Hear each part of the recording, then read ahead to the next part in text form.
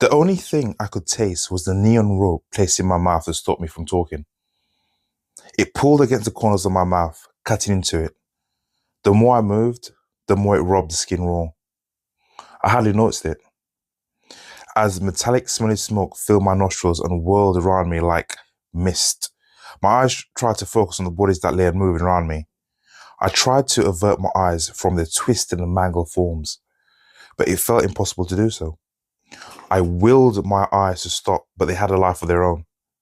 Their gaze crept towards the pools of blood, the discarded guns, the impossibly large holes in the middle of the foreheads. All for what? They had been told what would happen if they hesitated, if they fought back, but they refused to listen. All for the company. A company they didn't own, a company they only worked for, and that paid for their wages. Yet their unwavering loyalty to said company that hardly gave two fucks about if they lived or died was maddening. They could have surrendered. Footsteps coming towards us forced me to lift my snot-filled face up. They thundered against the floors of the ship, disturbing the airy peace that had come over it. I squinted my eyes trying to penetrate the smoke, and I couldn't see anything till he was right in front of me, appearing like a ghost out of thin air. He had dark skin and a bald head with a tattoo of a gun target just above his temple. A short goatee speckled with a few grey hairs covered his chin.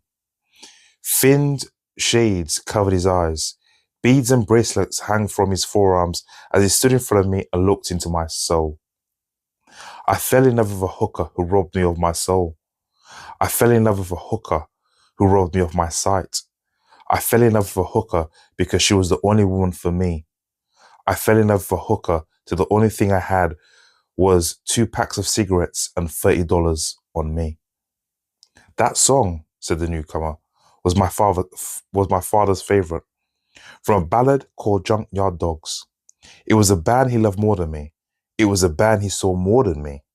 And it was a band that meant everything to him. One day, I grew the balls to ask him why. And you know what he said, amigo? I shook my head from side to side, fearful of the answer. Because, boyo, that song represents life. No truer words have ever been sung in no song. Then he passed out on the sofa, drunk off his ass. I looked at him, not knowing what to say. Hell, I couldn't say much anyway, seeing as how much rope filled my mouth. I bet you're wondering why we hijacked your fine ship, Hare. The thought had crossed my mind. It's simple. You have something we want,